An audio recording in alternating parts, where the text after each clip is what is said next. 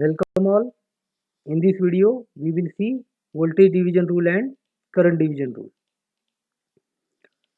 So, whenever resistances are connected in series, we can use voltage division rule, and whenever resistances are connected in parallel, we can use current division rule. So, as you can see here, we have one voltage source V and current is I through that voltage source, and that same current is flowing through R1 and R2. That means that resistances are connected in series, and here we can apply the voltage division rule. So according to voltage division rule, we have the voltage across R1 is V1 here.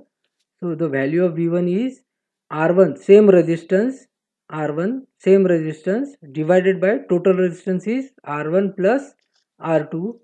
So R1 upon R1 plus R2, same resistance upon total resistance is R1 plus R2 into total supply voltage. Total supply voltage is V. So V1 is R1 upon R1 plus R2 into V. Same resistance divided by total resistance into supply voltage V. Similarly, voltage across R2 is V2. It is given by R2 same resistance divided by total resistance R1 plus R2 into total voltage is V. Okay, now as you can see, this is negative terminal, that means that is a ground terminal. This is a ground terminal, and R2 is one point of R2 is connected to ground. So here you can easily apply, or I want to say that this same circuit can be redrawn like this also. So this way also, this is a ground point. Okay, so voltage V is there, this voltage is measured with respect to ground, then R1, R2 and R2, one point of R2 is connected to ground. So this type of connections you may see in case of BJT. Okay, so here also you can apply voltage division rule. V1 is R1 divided by total resistance into total voltage is V, and voltage V2 is R2 divided by total resistance into total voltage is V. Now next is current division rule. So whenever resistances are connected in parallel, we apply current division rule. Now as you can see here, this point of R1 and this point of R2 are connected together, and this point of R1 and this point of R2 are connected together. That means these resistances are connected in parallel. Now we have one voltage source. The current through that voltage source is I, and that current is divided into I1 and I2. Now I1, how to determine I1? So according to current division rule, I1 is given by opposite resistance R2 divided by total resistance R1 plus R2 into I. So I1 is opposite resistance is R2 divided by total resistance is R1 plus R2 into I.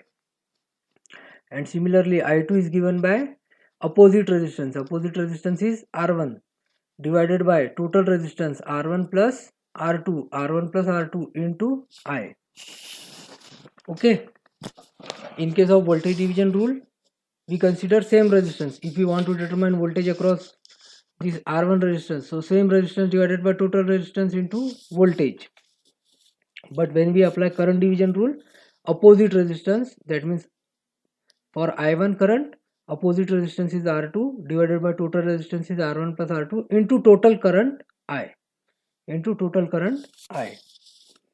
Okay, now we will see one numerical.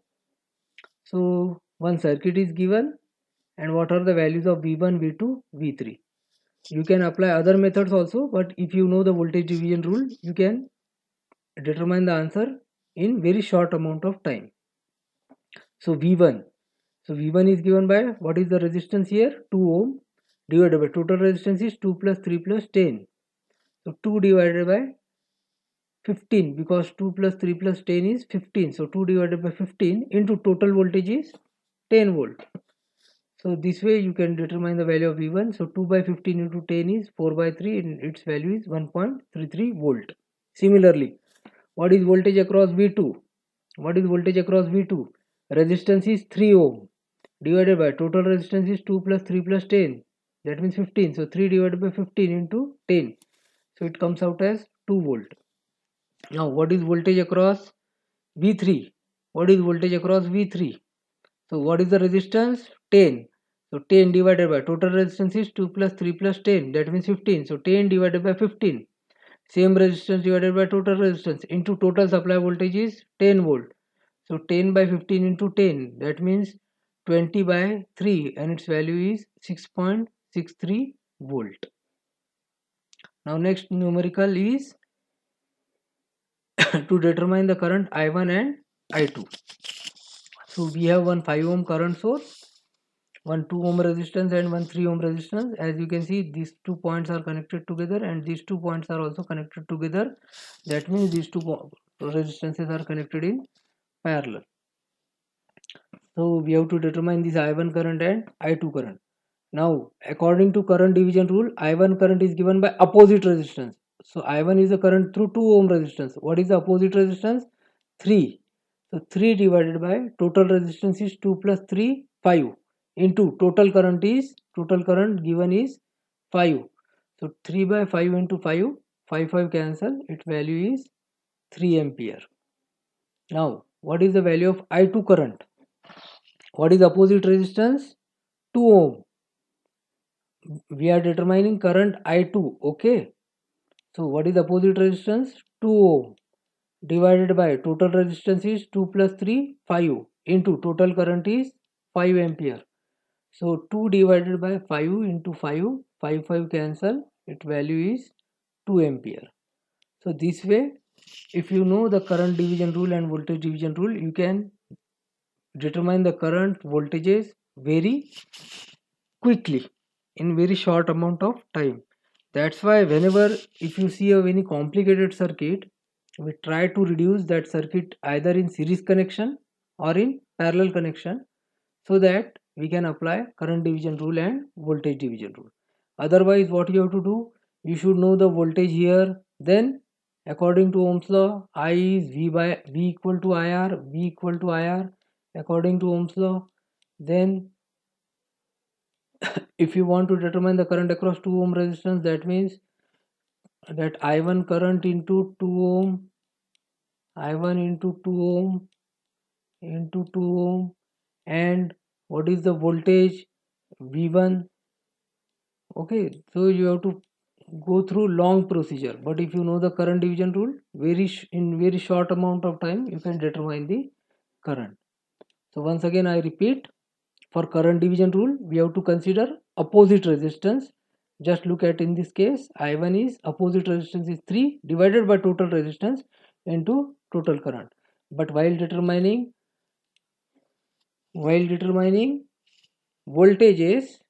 in while applying voltage division rule, so same resistance, so V1 is same resistance R1 divided by total resistance into total voltage V. So short note, voltage division rule is helpful when resistances are connected in series. Current division rule is helpful when resistances are connected in parallel. For voltage division rule, we have to consider same resistance divided by total resistance into total voltage V. But for current division rule, opposite resistance divided by total resistance into total current I. Okay, thank you.